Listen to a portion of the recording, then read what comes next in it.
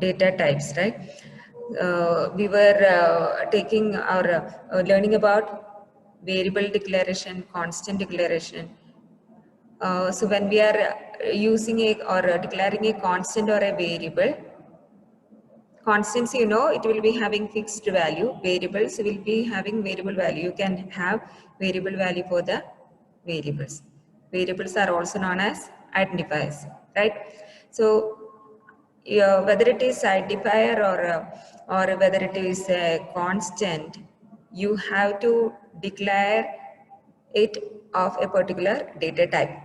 You can have constants or you can have variables declared of a particular data type. The data type will indicate what type of data the user is planning to assign it, right? So whether it be a variable or let it be a constant, we have to first or we have to declare those with a particular data type. So it is an attribute of the data which tells the compiler. So data type is an attribute which will inform the compiler how the programmer intended to or intend to use the data. If I am declaring a variable called first name, I am planning to accept name in it, right? If I am declaring a variable called age, I am planning to accept a an integer value, right? So the variable name is different, and then if I'm declaring it as an integer type, that means int age if I'm giving, then compiler will understand that we are going to accept only integer value. Understood? Variable name is age, but we are going to define it in the form of an integer data type. Then compiler will understand user is going to enter an integer value. If I am giving character array of 10, first name is a variable name. First name is a variable name and its data type is character of 10, size 10. That means the user is planning to accept the name of the students, their first name, which is maximum of length 10.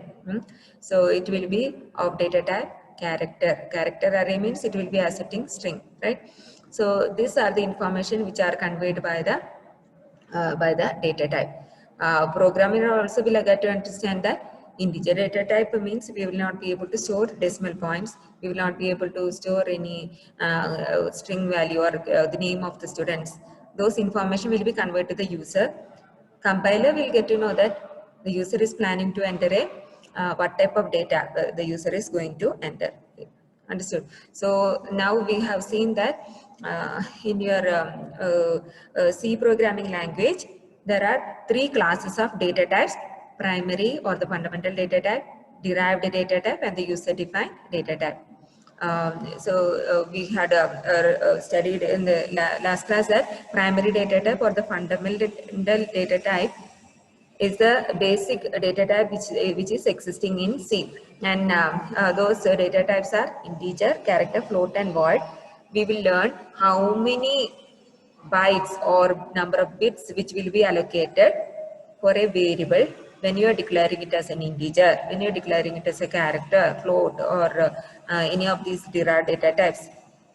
Derived data types, you should remember which are all the primary data type. Learn here itself, okay? So you need not study at home. No one is studying at home, I know, but you listen carefully. Don't like only listening is enough. No, I am seeing your answers when I took the test also.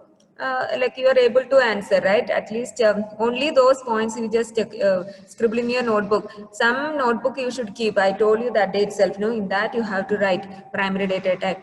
Just write primary, derived, user defined. Under primary you write integer, character, float, void. Derived, under that array, pointer, structure, and unit. So if you once write it will be registered in your mind. You will never forget it. Okay. So the derived data types are data types which are derived from the primary data type. Okay. So again, user defined data types are the data types which are created by the user. You can tell it like that. User is defining a data type. We have seen user defined functions.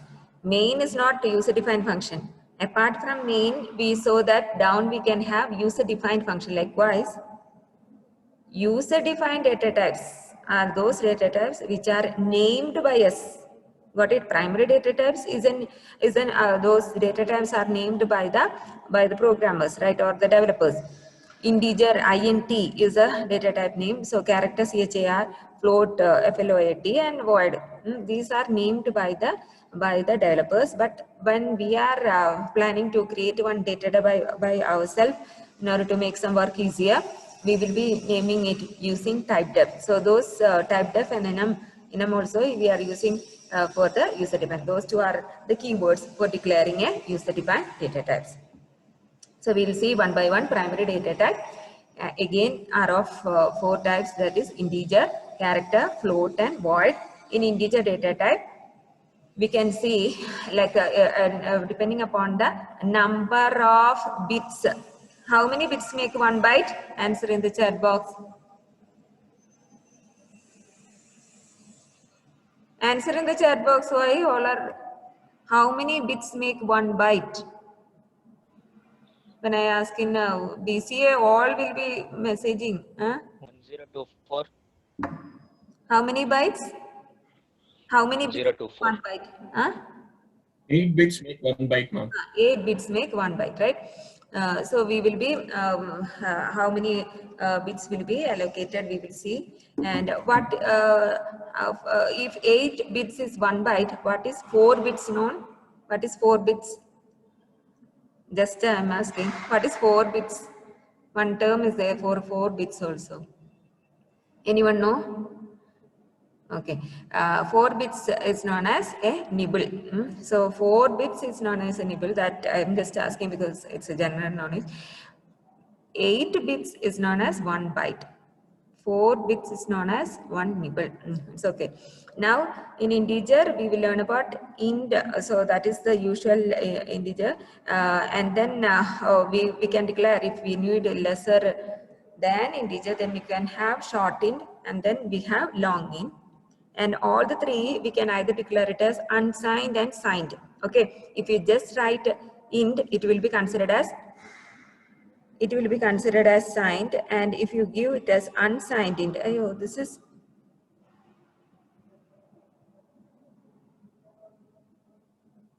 okay. When we mention it as signed, it will be taken as no, if you didn't write anything, it will be taken as signed. And when we are, I was thinking the reverse, that's why I was getting confused. So if I am mentioning it as unsigned int, then we cannot mention sign. So usually positive numbers we will not be writing sign. But in case if we have negative numbers, we have to specify sign, right? Minus sign, it has to be specified. So among this, so for integer, we will be, when we declare a data type of integer data type, when we declare a variable of integer data type, it will be allocated 16 bits or 2 bytes. Among that 16 bits, 1 bit will be allocated for the sign. Okay, so don't get confused. I'm keeping one slide for all this explanation. And then comes the floating point. For floating point also, like we can have float, double, and long double. If you need more precision, floating point is used for storing the decimal values, right? Like real numbers. So if you want more precision, you can go either for double or long double. In character, there is no string data type. I told in the last class, in primary data type, we have only character.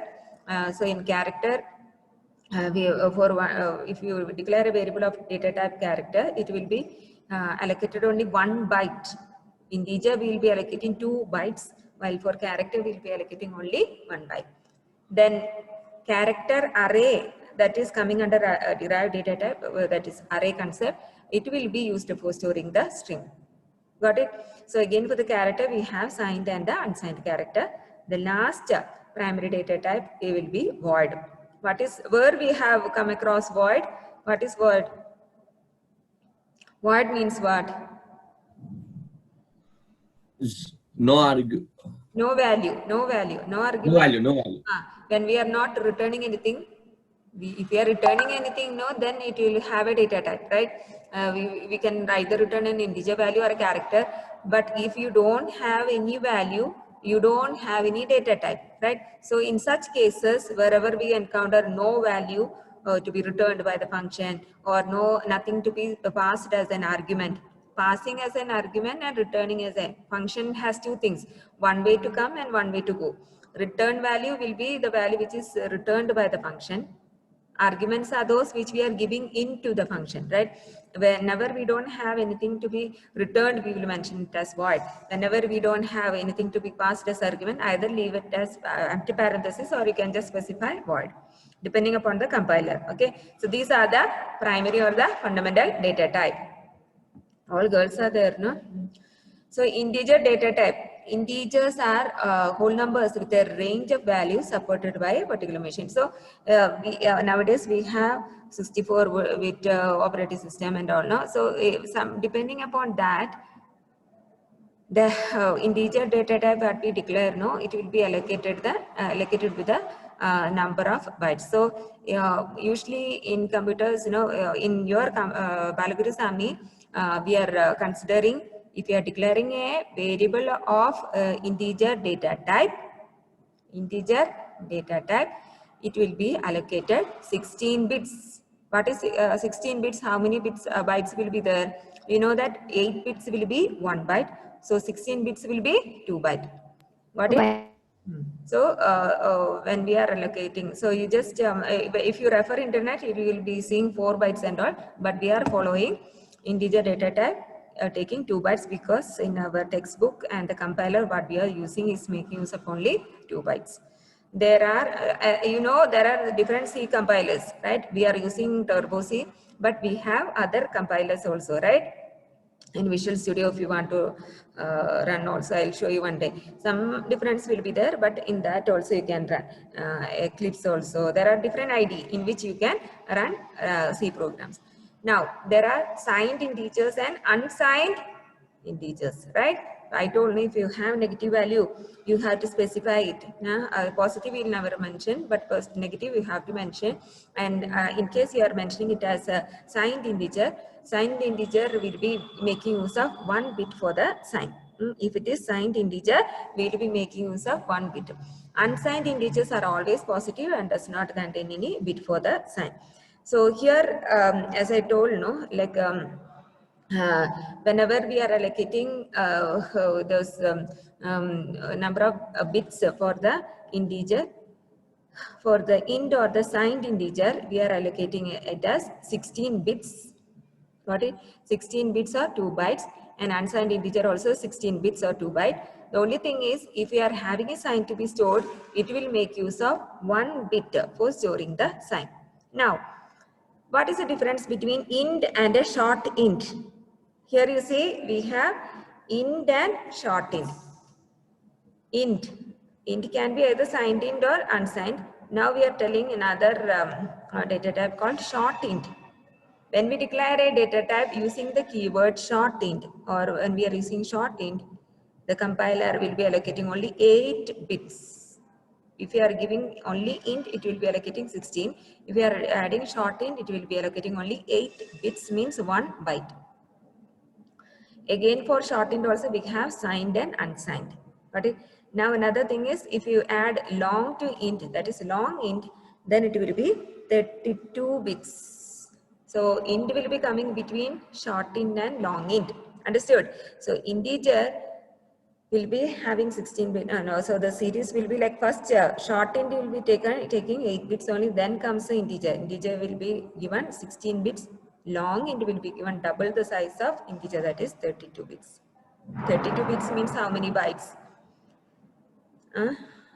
32 bits means 4 bytes, right? 8 into 4 is 32. Right. 4 bytes will be allocated.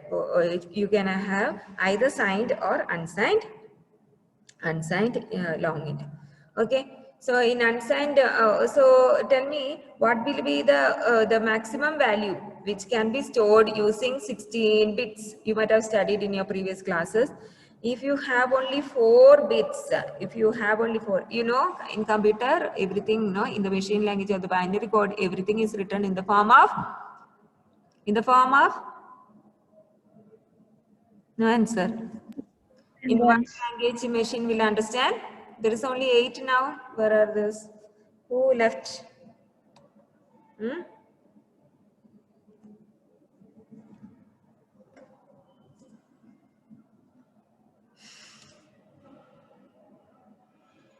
What happened? Who left now? Harsha is there, Kritika, Mamata, Meenakshi, Nitin, Pavan. Pavan is not there, right? So Pavan and Suhe. Okay. So now, if you are having only 4 bits, you will be able to press it, or you'll be able to have the value up to 15, right? 15 requires 4 bits. All ones means it refers to 15. Now, suppose you have, instead of 4, you have 16. 16 bits like this, no, 1, 1, 1, 1, 1. No? I'm not able to draw. If you have 16 ones, then how much, what is the last value which we can store using 16 bits?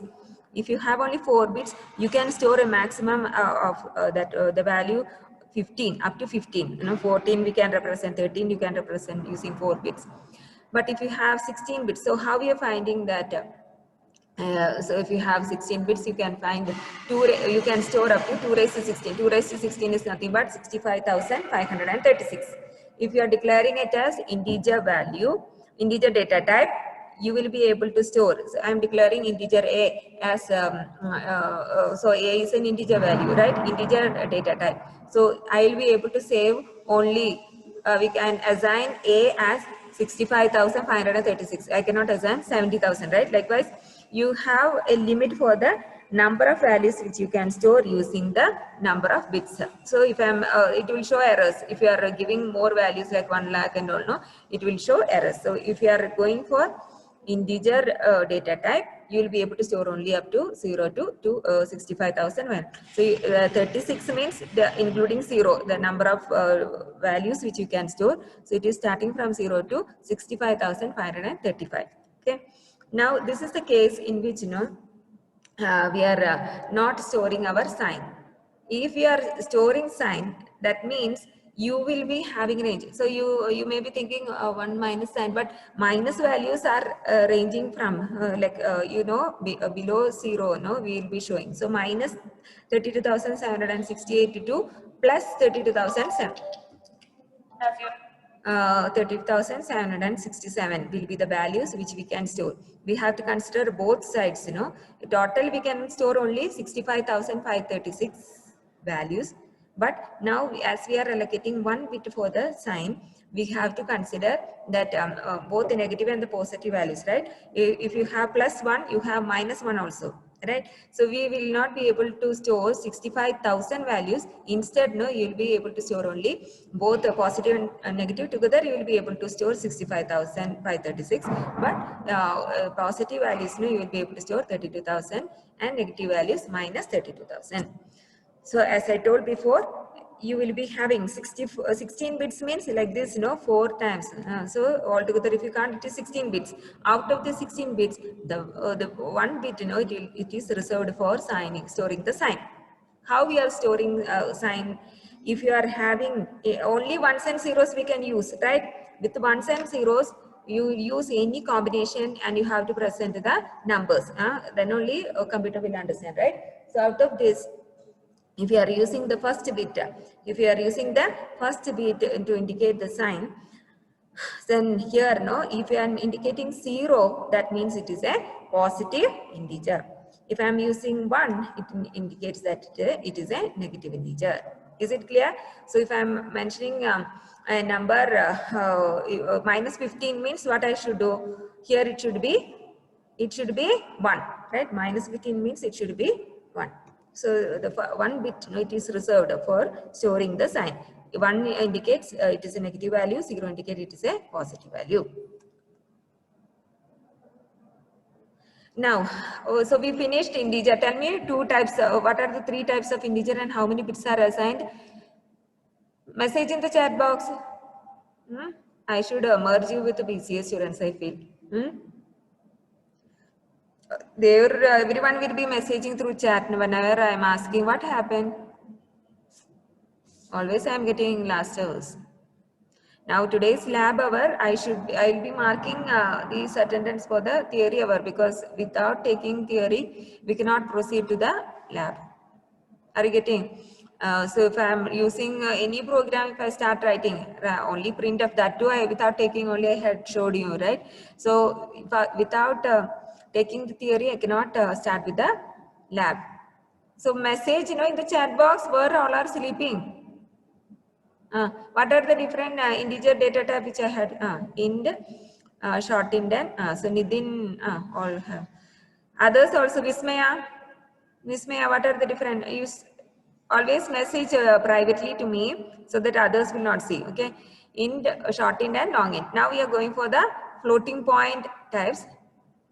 We were given some rules for giving attendance. If you are not we are not muting you also, but in case it is muted, you have to message in the chat, then only we will be giving you attendance.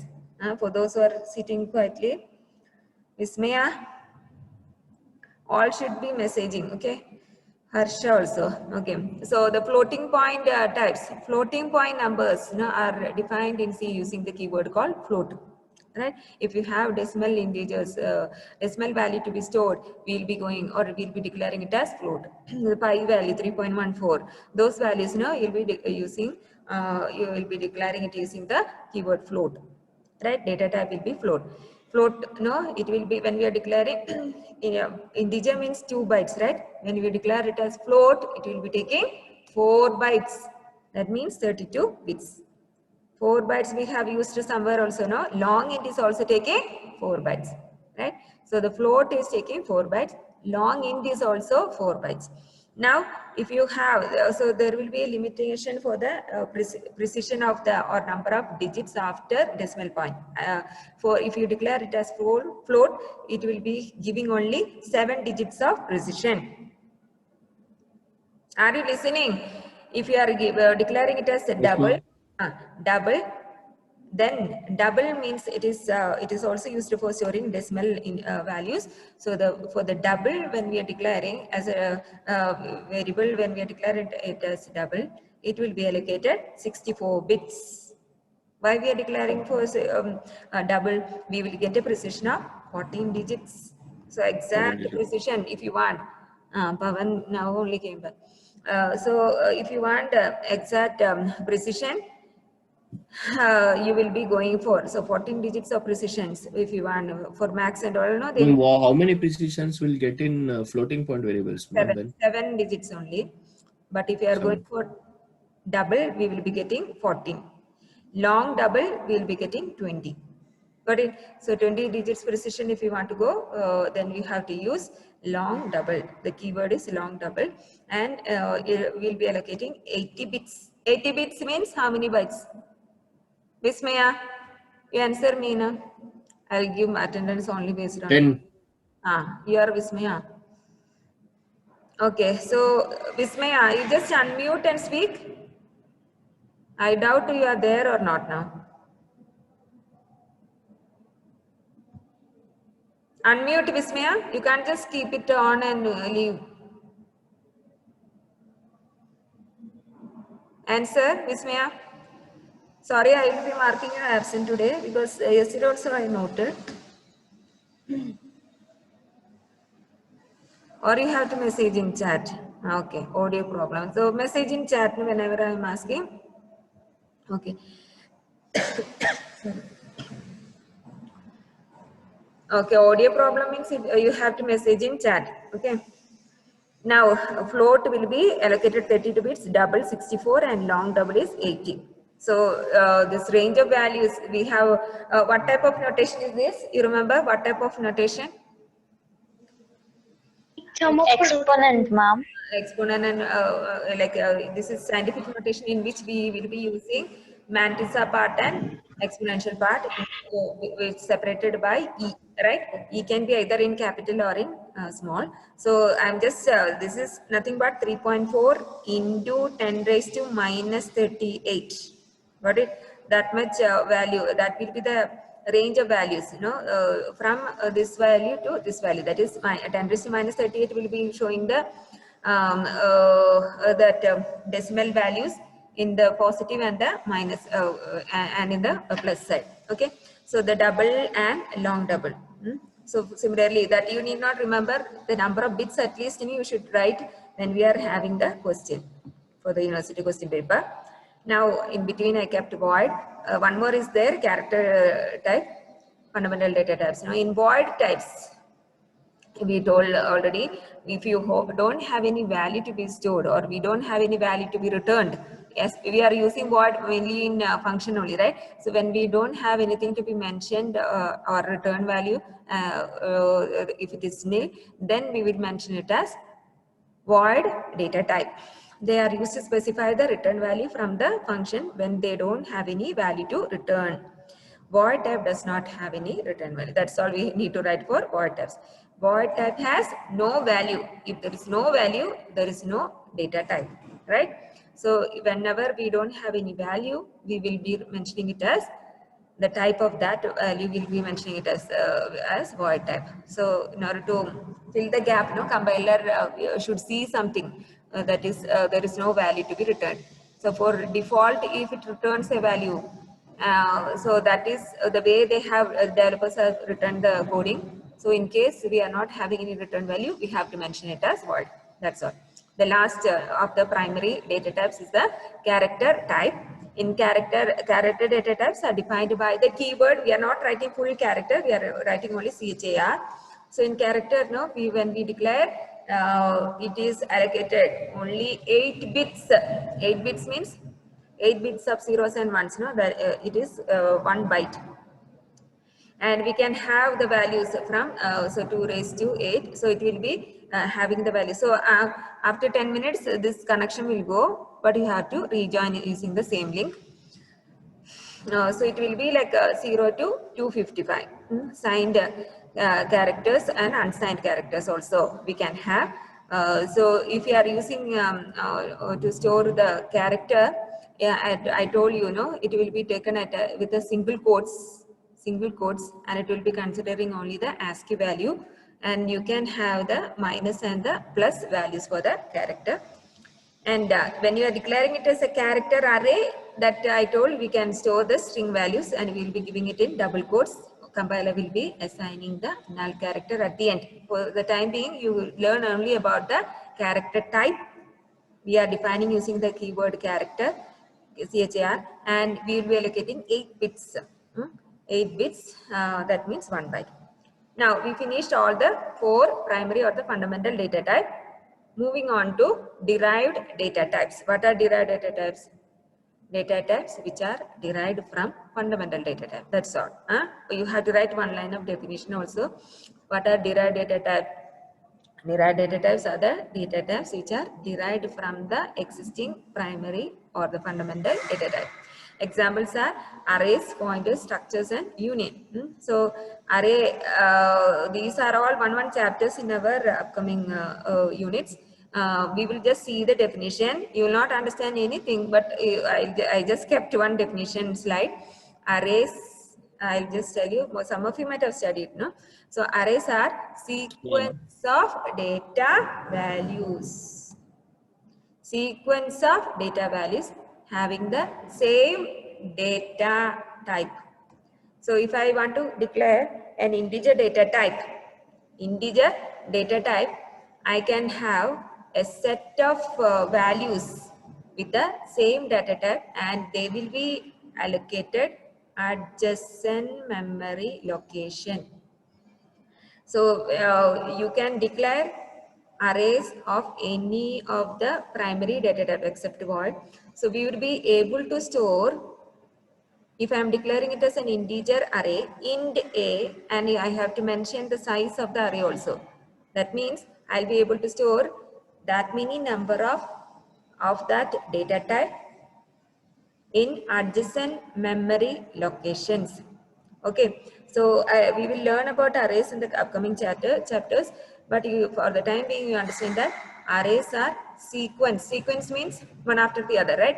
Sequence of data values having the same data type. If I am declaring it as character array, I'll be able to store a string of characters. So if I want to store my name, I have to declare it as a character array and specify the size. So if I give 15, I'll be able to store the name of like Harsha Priyadarshan, the full more than 15 is there, including the space, and you have to count for the last null character also. Okay, so that many you will be able to store using the so if I am declaring it as an array, you will be able to store data values of the same data type, and they will be given adjacent memory location. Is it clear? Now, what are pointers? I told whenever we are declaring a variable, whenever we are declaring a variable, we will be given one, or that variable will be given allocated some space in memory, right? And each memory location is having an address. You are having your house address, right? Likewise, each of the variable, when I am declaring, it will be allocated one address in memory. Yeah, address in memory. So whenever, so to understand that concept of pointers, pointer is nothing but a variable which will be able to store the address of who is talking, who is which is able to store the address of another. Ma'am, Yeah, tell me. can you hear me, ma'am, now? Sorry. Can you hear me, ma'am? Yeah, I can. Tell me. Is it Vismaya? Who is speaking? I guess. Okay. It's my ma'am, Vismaya. Okay, now we can speak. So the pointers are variable. Just till now we were seeing only if I declare age as an integer variable, I'll be able to store the value of age. You know, if I'm my age or your age, you will be able to enter in the variable called age. But if I'm declaring a variable of the type pointer, I'll be able to store the address of another variable. Age will be allocated one address, right, in memory. Something like 80567, like that one address will be allocated by the compiler for each variable. That address will be, we can save using the pointer. These are all one chapters. If I try to explain now, you will not get it. But you just learn pointers are variable which will be able to store the address. This term should be there. Address of another variable. Okay, this is also a variable. Pointer is now you are using to declare a variable, just like our integer data type. Now we are declaring a variable using the pointer type, which will be able to store the address of another variable. Now, structure is a collection of variables. Structure is a collection of variables of different data types. Here, what was array? Array is a collection of variables of the same data types. Here, structure is a collection of variables of different data type under a single name. Here also arrays under a single name only. I can name it as A of 10, or name of 10 means only one name will be there, but you will be storing data values of the same data type. But structure is something which is like okay, I'm not spending time for attendance now. It's already there, no? Okay, Vismaya, Pavan. Okay. Only Suhail is absent. So structure is after 5 minutes you should join again. Okay, connection if it is lost.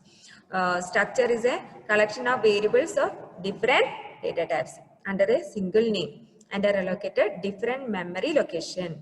So here we are giving adjacent memory location. Here also it may or may not be adjacent, but they are allocated for each variable one memory location. That is, integer variable means I'll be given for that variable I'll be giving 2 bytes. You know integer 2 bytes, right? If I'm declaring a character inside structure will be given 1 byte. Understood? Likewise, you know, depending on each data type, structure is a collection of variables, right, of different data type. Each variable, if depending upon the data type, it will be allocated memory, and it is given as a different memory location. And struct is the keyword. Listen, struct is a keyword which is used to define the structure. Now, the last type is a data type is a union. Sorry, union is also a collection of variables. Structure is also a collection of variable. Array is also a collection of variable. If you want, I can just write it in that way. So it will be easy for you to learn. Union is also collection of variables of different data type. Even structure is also different data type. under a single name. That is also, structure is also under a single name, but only difference is here it will be using the same memory allocation. So here structure I told, if you have integer, one is if it is float, and if one is character, each one total how many bytes, 2 bytes plus 4 byte plus 1 byte, that many number of bytes will be allocated for a variable of for the structure if I am defining. But if I am declaring a union, this and all, no, one chapters they don't get scared, but if I am declaring a union, what will happen? You will be getting only the number of bytes required for the largest data type. Got it? So if I am having one float variable, the maximum, no, the 4 bytes will be allocated for union. The remaining integer, if it needs only 2 bytes, it will use the same memory location whenever it gets a value for the integer variable. So it is not permanently allocated 2 bytes. It will be using altogether, no, union will be given 4 bytes. If I have a data type of which is making use of the maximum number of bytes, you know, that many number of bytes will be allocated to union. Understood? So under that, you all can use the same space. Whenever the other variable is not using, it can use the same space. So union is declared using the keyword called union. Struct, for structure, struct only we are using. For union, complete union only. The word is the keyword. Okay. Okay, so here these are the different data types. You have to learn array, structure, union. All are used for storing a collection of variables of. Okay. I'm getting call from HOD. 1 second. Hello. Oh, yes, ma'am. I'm in class. Yeah, I'm in class, ma'am. That's it. Lab. 3 labs, ma'am. That's it.